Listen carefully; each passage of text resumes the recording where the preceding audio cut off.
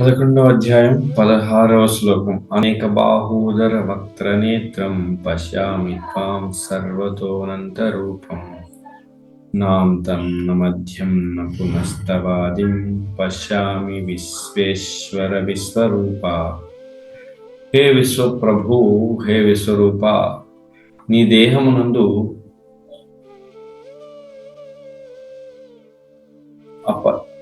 అపరిమితముగా సర్వత్రా వ్యాపించి ఉన్న అనేక బాహువులను, ఉదరములను, ముఖములను, నేత్రములను నేను గాంచుచున్నాను. నీ యందు ఆది మధ్యాంతరములను నేను గాంచలేకున్నాను. ఇక్కడేంటి, కృష్ణుడు అపరిమితుడు గనక, అనంతమైన వాడు గనక ఇవన్నీ కూడా మనకి నేరుగా అర్థమయ్యేవి. అతనిలో అనేక బాహువులు అంటే చేతులు, ఉదరములంటే పొట్ట ఈ భాగం, ముఖాలు కూడా అనేకమైనవి ఉన్నాయి, నేత్రాలు కూడా అనేకమైనవి ఉన్నాయి. ఇవన్నీ కూడా అనేకంగా అసంఖ్యాకాలుగా ఇవన్నీ కూడా కనబడుతూ ఉన్నాయి విశ్వరూపంలో అనేది నేరుగా అర్థమయ్యేది. 17 కిరీటినం గదినం చక్రిణం చ తేజో రాశిం సర్వతో దీప్తిమంతం పశ్యామి త్వాం దుర్నిరీక్ష్యం సమంతాత్ దీప్తానలార్కద్యుతిమప్రమేయం. జ్వలించు అగ్ని లేక అపారమైన సూర్యుని తేజస్సు వలె సర్వ దిక్కులకు వ్యాపించుచున్న తేజోమయమైన కాంతి వలన నీ రూపమును గాంచుట కష్టమగుచున్నది. అయినను పెక్కు కిరీటముల చేత, గదల చేతను, చక్రముల చేతను అలంకరింపబడిన నీ ఉజ్వల రూపమును సర్వత్రా నేను గాంచుచున్నాను. ఇది కూడా మనకి నేరుగా అర్థమయ్యేది. జ్వలించు అగ్ని లేక అపారమైన సూర్యుని తేజస్సు వలె సర్వదిక్కులను వ్యాపించు. అంటే అగ్ని అంటే విశ్వరూపంలో ఉన్న కొన్ని ముఖాల నుండి అగ్ని వస్తూ ఉంటుంది అన్నమాట. ఇంకా అది ఎలా ఉంది, అపారమైన సూర్యుని కాంతి యొక్క తేజస్సు వలన అన్ని దిక్కులు వ్యాపించి ఉంది. అంటే చాలా వెలుగు ఎక్కువ ఉండడం వలన అది చూడడానికి కష్టంగా ఉంది అని చెప్తున్నాడు ఇక్కడ అర్జునుడు. అయినప్పటికీ కూడా, కష్టంగా ఉన్నప్పటికీ కూడా అనేక కిరీటాల చేతను, గదల చేతను, చక్రముల చేతను అలంకరింపబడిన ఉజ్వల రూపము కష్టంగా ఉన్నప్పటికి కూడా చూస్తూ ఉన్నాను. అంతేగాని పూర్తిగా కష్టం అంటే కనపడకుండా పోయిందని కాదు. కానీ చాలా, అంటే దీని అర్థం ఏంటంటే అక్కడ చాలా వేడి ఎక్కువగా ఉందని, అంటే ఆ విశ్వరూపం నుంచి వేడి కూడా వెలువడుతూ ఉంది. ఆ వేడి వలన చూడడానికి కష్టతరంగా అనిపిస్తుంది అర్జునుడికి. ఇంకా తేజస్సు వలన కాంతి మనకు కూడా అంతే కదా, చాలా ఎక్కువ వెలుగుంటే అందులో ఎవరిని ఉంటే మనకు కనపడదు. అది కూడా మనం ఇక్కడ అర్థం చేసుకోవచ్చు. 18 త్వమక్షరం పరమం వేదితవ్యం త్వమస్య విశ్వస్య పరం నిధానం త్వమవ్యయః శాశ్వత ధర్మరోక్తా సనాతనస్త్వం పురుషో మతో మే. దివ్యమైన ఆదిధ్యేయము నీవే, విశ్వమునంతటికి పరమాధారము నీవే, అవ్యయుడవు మరియు సనాతనుడవు నీవే, శాశ్వత ధర్మ రక్షకుడవు, దేవాది దేవుడవు నీవే. ఇదియే నా అభిప్రాయం. అర్జునుడు ఏం చెప్తున్నాడు, దివ్యమైన ఆదిధ్యేయము అంటే దివ్యమైన ఆది యొక్క ధ్యేయం అంటే లక్ష్యం లాంటిది అన్నమాట. దివ్యమైనటువంటి లక్ష్యం నీవే, విశ్వమంతటికి పరమ ఆధారం. ఈ విశ్వమంతా కూడా ఎవరిపైన ఆధారపడి ఉందంటే కృష్ణుడిపైనే ఆధారపడి ఉంది అని చెప్తున్నారు ఇక్కడ.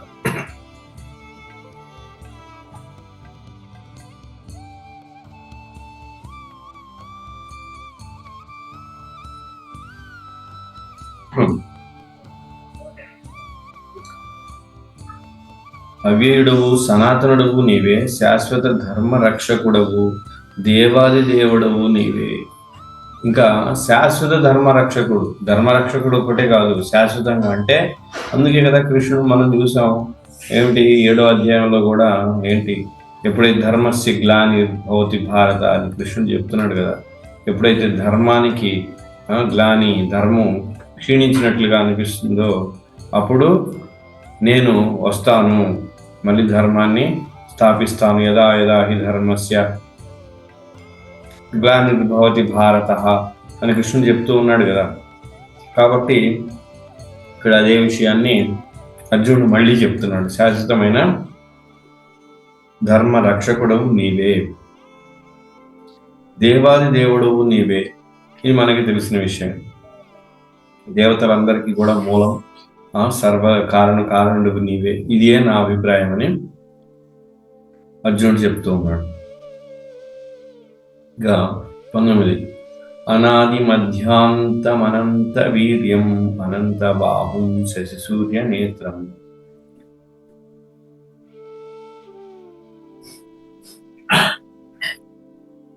పశ్యామి త్వాం దీప్తిహుతాశవక్త్రం స్వతేజసా విశ్వమిదం తపంతం. ఆది మధ్యాంతరహితునిగను అపరిమిత వైభవము గలవానిగను అనేక బాహువులు గలవానిగను సూర్యచంద్రుడు నేత్రములుగా గలవానిగను ప్రజ్వలించుచున్న అగ్ని వెలువడుచున్న ముఖము గలవానిగను సర్వతేజముతో ఈ సమస్త విశ్వమును తప్పింపజేయుచున్న వానిగను నిన్ను గాంచున్నాను. ఇంకా అర్జునుడు ఎలా చూస్తున్నాడు? ఆది మధ్యాంతరహితుడు, ఆది మధ్య అంతం అనేది లేదు. రహితుడు అంటే మొదలు కానీ మధ్య కానీ అంతం కానీ లేనట్టు వాడినిగా నేను చూస్తున్నాను. అపరిమిత వైభవము గలవానిగను అంటే వైభవం అంటే చాలా గొప్పగా, అపరిమిత అంటే అసలు అవధులు లేనటువంటి గొప్ప వాడిగా నేను చూస్తున్నాను.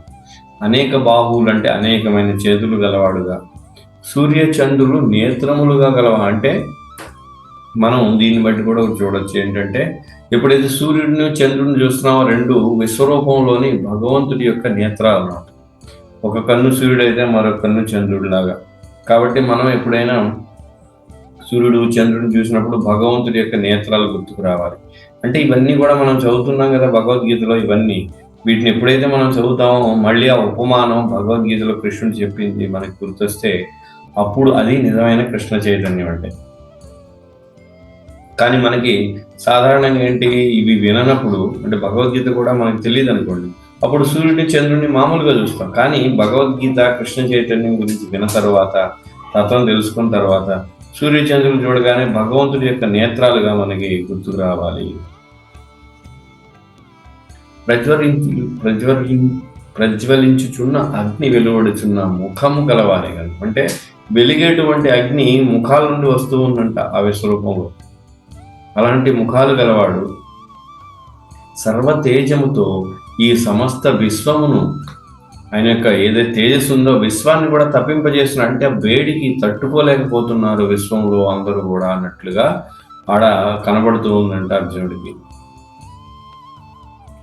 భాష్యం చూస్తే దేవాదేవుని షడ్గుణేశ్వరములు అనంతములు. ఈ సందర్భంలో మరియు అనేక ఇతర చోట్ల పునరుక్తి కనిపించును. పునరుక్తి అంటే మళ్ళీ చెప్పిందే మళ్ళీ చెప్పడం. అనేక బాహువులు అని మనం చూసినట్లయితే ఇక్కడ కూడా మళ్ళీ అనేక బాహువులు అని అర్జునుడు చెప్తూ ఉన్నాడు. కానీ శాస్త్రములను అనుసరించి శ్రీకృష్ణుని వైభవముల పునరుక్తి అన్నది సారస్వత లోపం కాదు. అంటే కవిత్వం వీటిల్లో ఏంటంటే ఒకసారి చెప్పింది మళ్ళీ మళ్ళీ చెప్పడం అనేది దోషంగా చూస్తారు కవిత్వంలో, శ్లోకాలు రాయడం. కానీ భగవంతుడి యొక్క విషయంలో అంట శాస్త్రాలు ఏమని నిర్ధారిస్తున్నాయి, మళ్ళీ మళ్ళీ చెప్పడం అనేది లోపం కాదు. ఎందుకని? సంభ్రమం కానీ ఆశ్చర్యం కానీ పారవస్యం కానీ కలిగినప్పుడు, ఎవరికైనా ఆశ్చర్యం పరవశం కలిగినప్పుడు మాటలలో పునరుక్తి కలుగుచుండుననియు చెప్పుదురు.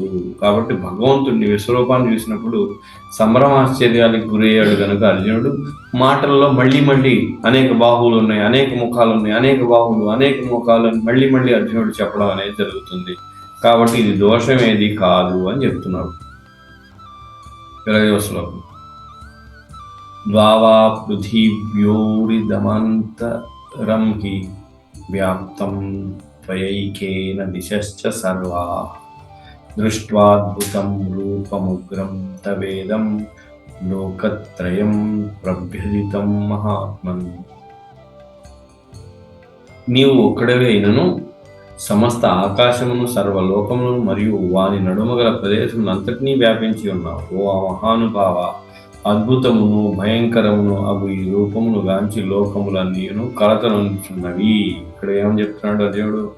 నీవు ఒక్కడే అయినప్పుడు కూడా ఆకాశం, సర్వలోకాలు మరియు వాని మధ్య ప్రదేశం అంతటిని కూడా వ్యాపించాడు. అంటే ఏంటి? ఇక్కడ అర్జునుడికి ఆకాశం మరియు ఇతర లోకాలు కూడా కనబడుతూ ఉన్నాయని మనకు అర్థమవుతుంది.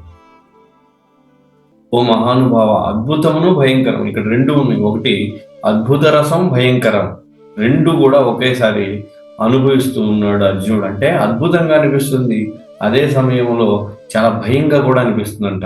ఇదేదో విచిత్రంగా ఉంది, కానీ చాలా, ఎందుకని అగ్ని రావడం, ఘోరంగా ఉండడం, వేడి తపన ఇవన్నీ కలగడం వలన, ఘోరంగా ఉండడం వలన లోకాలన్నీ కూడా కలత చెందుతూ ఉన్నాయి. అంటే దీన్ని బట్టి మనకి ఏమర్థం అవుతుంది, ఇక్కడ అర్జునుడే కాకుండా దీని యొక్క ప్రభావం అనేది ఇతర లోక వాసుల పైన కూడా ఉంది, వాళ్ళు కూడా తప్పిస్తున్నారు అనేది మనకు అర్థమవుతుంది.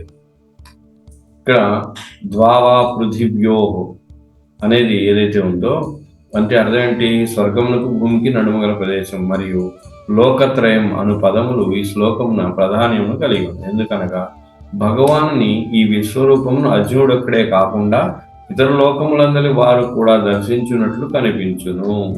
కానీ ఇక్కడ మనం ఒకటి గమనించాలి, విశ్వరూపం పూర్తిగా మాత్రం అర్జునుడికే కనపడుతుంది, ఇతర లోకాల్లో ఉన్న వాళ్ళకి కొంత వేడి లేదా వెలుగు ఇటువంటివి కొంత మాత్రమే కనపడతాయి, కానీ పూర్తిగా కనిపించదు అక్కడ. కానీ అర్జునుడికి దివ్యమైన చక్షులు ఇవ్వడం వలన పూర్తి విశ్వరూపాన్ని చూడగలుగుతున్నాడు. అర్జునుడు ఈ విశ్వరూపం రచించుట స్వప్నము కాదు, భగవానునిచే దివ్య దృష్టి వసగబడిన వారందరూ రణరంగమున విశ్వరూపమును దర్శించిరి. ఎవరైతే భగవంతుడి ద్వారా దివ్య దృష్టి ఇవ్వబడిందో వాళ్ళందరూ చూస్తూ ఉన్నారు. ఇక 21వ శ్లోకం.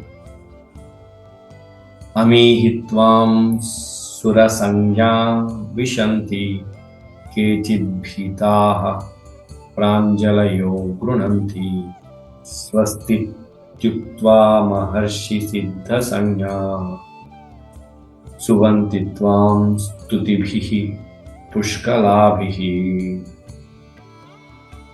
దేవతా సమూహముల నేను నిన్ను శరణు వేడి నీ యందు ప్రవేశించున్నది.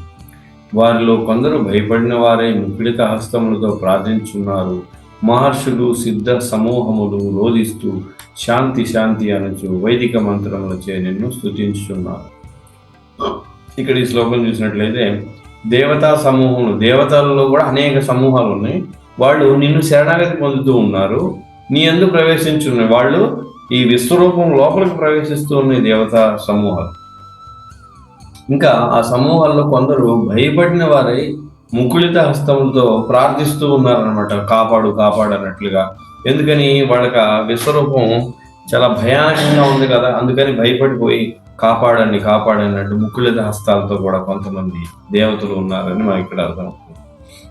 ఇంకా మహర్షులు సిద్ధ సమూహములు రోధిస్తూ, మహర్షులు సిద్ధ సమూహం, సిద్ధి పొందిన వాళ్ళు, వాళ్ళందరూ కూడా కొంతమంది ఏడుస్తూ ఉన్నారు. రోదన అంటే ఏడుస్తూ. శాంతి అంటే ఏంటి, భగవంతుడు ఒక్కసారి రూపాన్ని తీసుకుంటే అంతా కూడా వేడి, అంత గందరగోళంగా అయిపోయింది. శాంతి శాంతి అంటే స్వామి నువ్వు శాంతించు, సాధారణంగా ఉండు, ఈ యొక్క విశ్వరూపాన్ని చూపిస్తే మా అందరికి కూడా వేడి వస్తుంది, భయానకంగా అనిపిస్తుంది అని శాంతి శాంతి అనొచ్చు. వాళ్ళు ఏం చేస్తున్నారు, మహర్షులు వైదిక మంత్రాలచే భగవంతుడిని శాంతింపజేయడానికి స్తుతిస్తూ ఉన్నారు. స్వర్గలోకంలో అందరి దేవతలు అద్భుతమైన విశ్వరూపపు భయంకర ఆకృతిచే మరియు దాని దేదీప్యమాన తేజమును చూసి భయము నుండి తమ రక్షణ కొరకే ప్రార్థించారంట. కాబట్టి కొంతమందికి ఏమనిపించింది, అక్కడ దేవతా లోకాల్లో ఉన్నప్పటికీ కూడా వాళ్ళకేదో ప్రళయం వచ్చి ఏదో అయిపోతున్నట్లు, నాశనం అవుతుందేమో అన్న భయం, ఏదో అయిపోతున్నట్లుగా భయం వచ్చేసి మమ్మల్ని రక్షించమని ఆయన్ని ప్రార్థించడం అనేది మొదలుపెట్టారు. ఎందుకని, అర్జునుడి కంటే తెలుసు విశ్వరూపాన్ని చూపిస్తున్నాడు, కానీ ఉన్నత లోక వాసులకి ఏం తెలుసు ఇక్కడ విశ్వరూప దర్శనం జరుగుతుందని. కాబట్టి వాళ్ళు ఏదో అయిపోతుందని భయానికి గురయ్యారు అనమాట. 22 రుద్రాదిత్యా వసవో సాధ్యా విశ్వేస్వినౌ మరుతశ్చోష్మపాశ్చ గంధర్వయక్షాసురసిద్ధా వీక్షంతే త్వాం విస్మితాశ్చైవ సర్వే. పరమశివుని పలు రూపములను, ఇక్కడ ఇంకా ఏమేం కనపడుతున్నాయి, శివుడి యొక్క అనేక రూపాలు. ఆదిత్యుడు అంటే సూర్యుడికి సంబంధించిన వాళ్ళు, వీళ్ళందరూ సూర్యుడు, ఆదిత్యులను.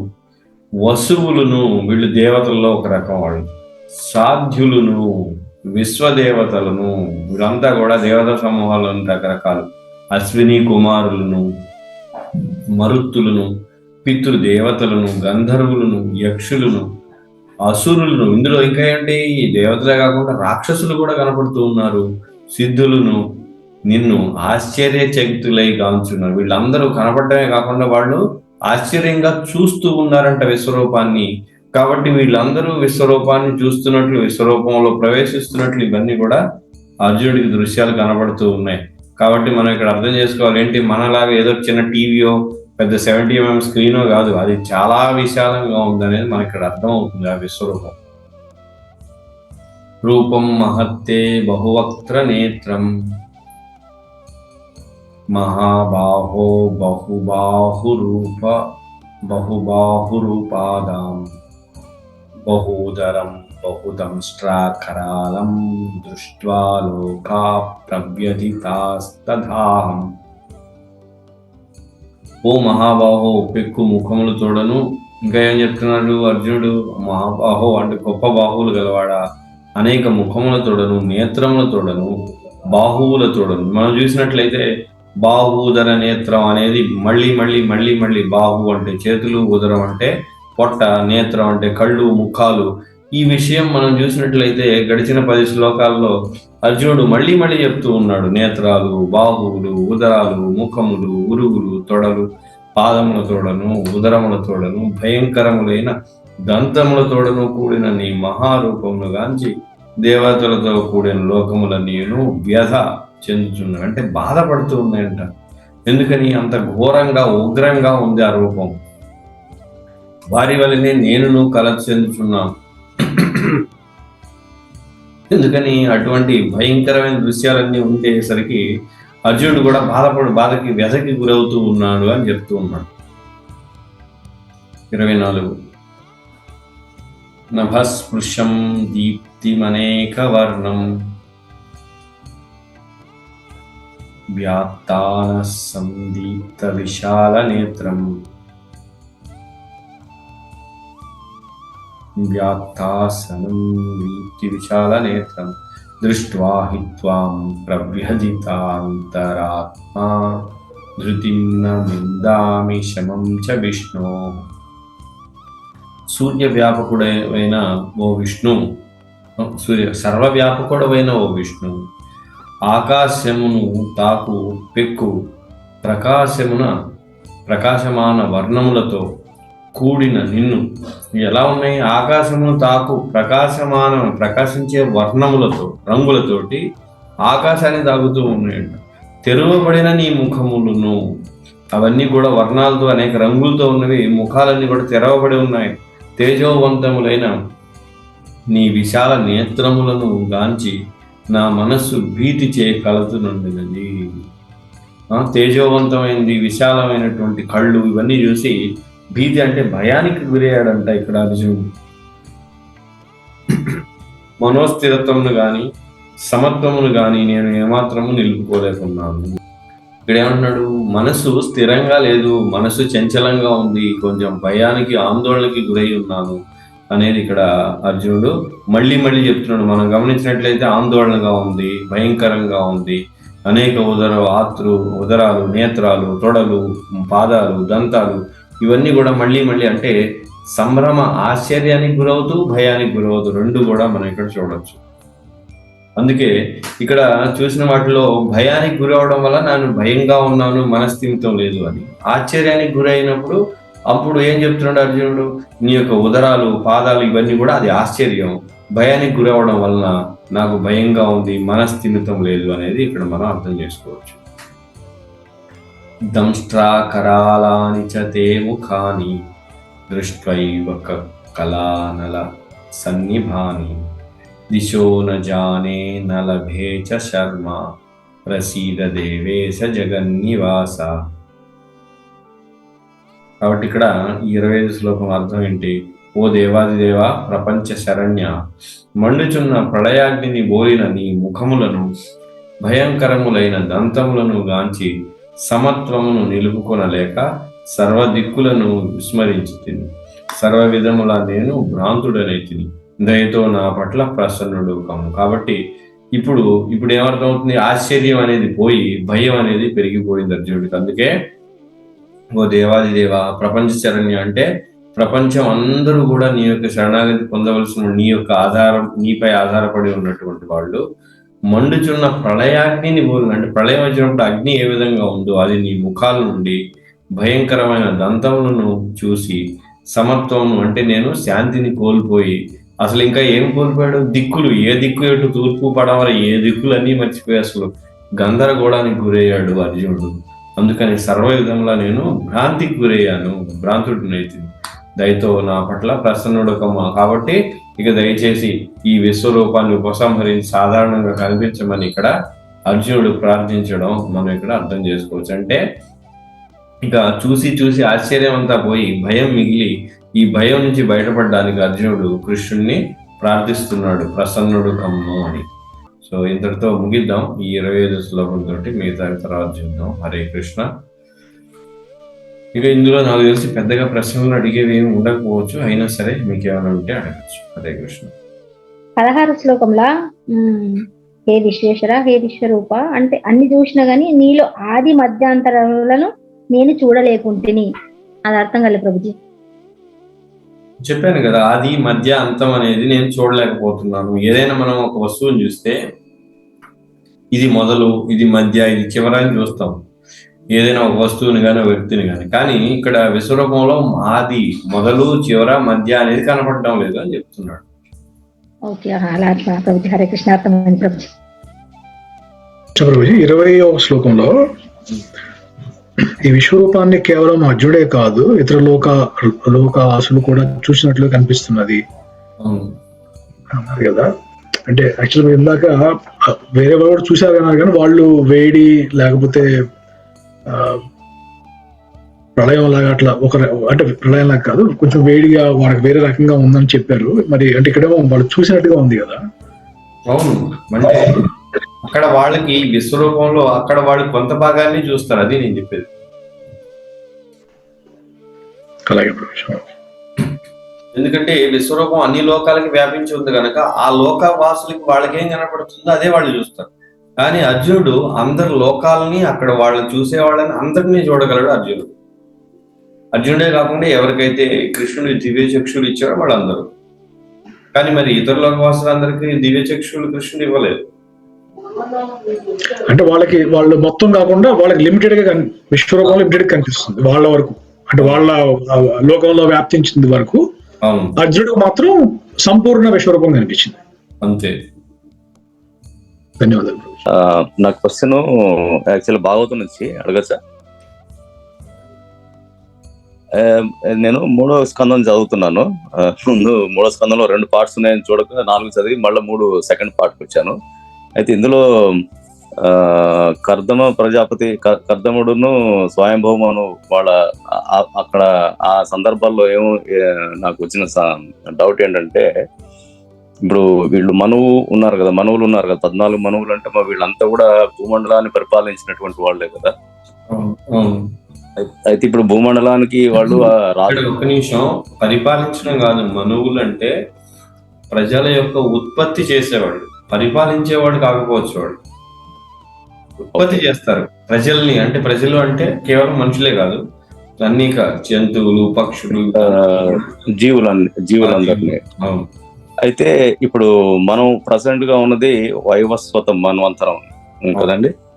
ఇప్పుడు మరి ఈ వైవస్వత మన్వంతరం వీళ్ళందరూ కూడా కొన్ని కోట్ల సంవత్సరాలు వాళ్ళ లైఫ్ అనేసి మనకి భాగవతంలో ఉంటారు.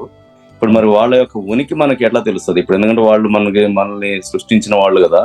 ఇప్పుడు మనం భగవంతుడిని ప్రార్థిస్తున్నాము, లేకపోతే ఈ దేవతలు వీళ్ళందరినీ కూడా మనకున్నటువంటి ఈ జ్ఞానంతో తెలుసుకుంటూ ఉన్నాము. కానీ ఈ మనువులు అనేవాళ్ళు యాక్చువల్ గా వాళ్ళు ప్రప్రథములు కదా ఈ జీవులను పుట్టించిన దానికి.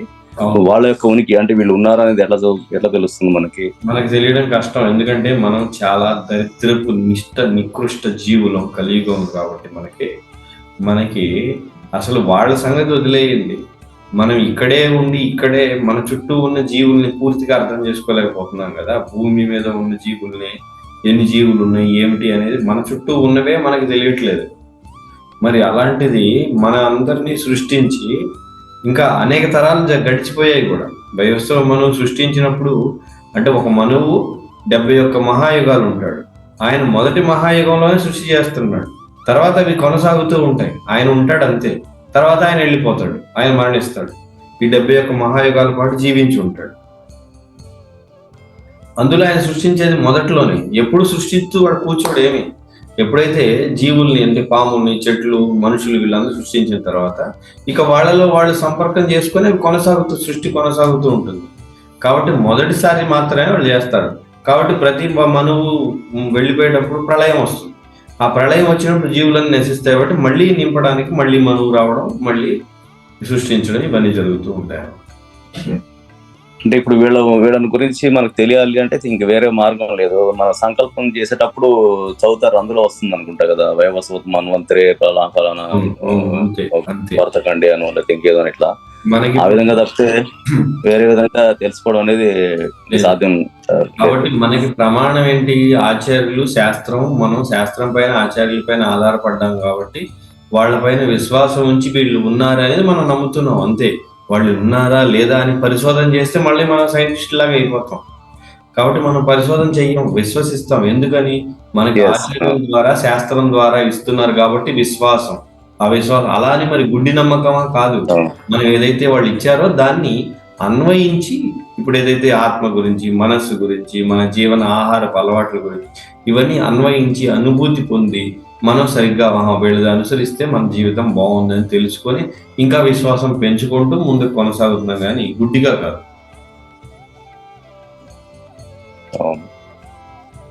ఇప్పుడు కృష్ణుడు అర్జునుడికి భవిష్యత్తు మొత్తం చూపించారు కదా, చూపించినప్పుడు మరి ఆయన మరి యుద్ధం చేయడం ఎందుకు?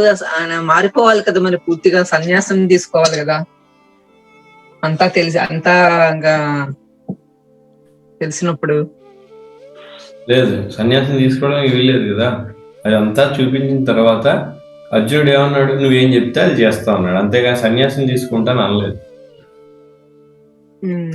అదే ఫర్ ఎగ్జాంపుల్ ఇప్పుడు మనకి తెలిసిందనుకో ఫ్యూచర్ అంతా, మన పరిస్థితి ఏంటి అసలు? మనం అర్జునుడి లాగా ఉండలేం కదా. ఉండాలి, అర్జునుడి లాగా ఉండాలి. ఒకవేళ మీరు ఉండడానికి ఆ సన్యాసం తీసుకోవడానికి ప్రయత్నించినా తీసుకోలేరు. ఎందుకంటే మనం ఏదైతే నిర్ణయించబడిందో, మన ప్రవృత్తి, మన లక్షణం ఎలా ఉందో అలాగే చేస్తాం. కానీ ఒక్కసారిగా చూసినంత మాత్రం అంతెందుకు? మరి చాలా మంది భగవద్గీత వింటున్నారు, క్లాస్ కానీ ఇక్కడ కానీ లేదా మందిరంలో కానీ. అవి విన్నప్పుడు వాళ్ళకి ఏమనిపిస్తుంది? అవును నిజమే, ఇదంతా ఏమీ లేదు కదా, ఎందుకు ఇదంతా అని అనిపిస్తుంది. మరి అనిపించిన వెంటనే సన్యాసం తీసేసుకుంటున్నారు అందరూ? లేదుగా. మళ్ళీ మందిరం నుంచి బయటికి రాగానే జరిగే కార్యక్రమం, మళ్ళీ మా ఇల్లు ఎక్కడుంది, మా కారు ఎక్కడుంది, నా జాబ్ ఏంటి, నాకు ఎంత శాలరీ, నా వాళ్ళు ఇది, నా వాళ్ళు అది, నా దేశం, నా ఊరు, ఇదే కాదు. ఇంకెక్కడుంది మరి సన్యాసం? వైరాగ్యం లేదుగా. అంటే అలాగేనమాట. ఏదైనా ఒక విషయాన్ని తెలుసుకోగానే వెంటనే మారిపోరు. ఇక్కడ అర్జునుడు కూడా తెలుసుకున్నాడు భగవంతుడి గురించి. కాబట్టి ఇప్పుడు నువ్వు భగవంతుడని నాకు అర్థమైంది కనుక నేనేం చెయ్యాలో నువ్వు చెప్పమని అడిగాడు అర్జునుడు. ఇదంతా అయిపోయిన తర్వాత కాబట్టి అప్పుడు నువ్వు యుద్ధం చేయమని చెప్తాడు, యుద్ధం జరుగుతుంది. అంతేగాని సన్యాసం తీసుకుని నేను వెళ్ళిపోతా, మొత్తం నాకు అర్థమైపోయింది, ఇంకా నాకు ఇవన్నీ వద్దు అని ఏమో అనలేడు అర్జునుడు. ఎందుకంటే అర్జునుడి లక్షణం అది కాదు, అర్జునుడి పాత్ర కూడా అది కాదు. అర్జునుడు పోషిస్తున్న పాత్ర క్షత్రియుడు కాబట్టి అలాగే చెయ్యాలి. అదే కృష్ణుడికి ఆనందం. కాబట్టి కృష్ణుడు మొత్తం భగవద్గీత చెప్పింది ఎందుకు? నా కోసం ప్రయత్నించు, నా కోసం భక్తి చెయ్యి, నన్ను ప్రణామం చెయ్యి, నన్ను స్మరించు అని భగవద్గీతలో చెప్తున్నాడు కదా 12వ అధ్యాయంలో. అది కూడా అర్జునుడు విన్నాడు. కాబట్టి అన్ని నా గురించి చెయ్యాలన్నప్పుడు మరి ఇప్పుడు నేనేం చేయాలో నువ్వే చెప్పు అని అర్జునుడు అడిగాడు. ఎదురుగా భగవంతుడు ఉన్నాడు. కాబట్టి శ్రీమద్ భగవద్గీతకి జై. శ్రీ ప్రభుపాద జై.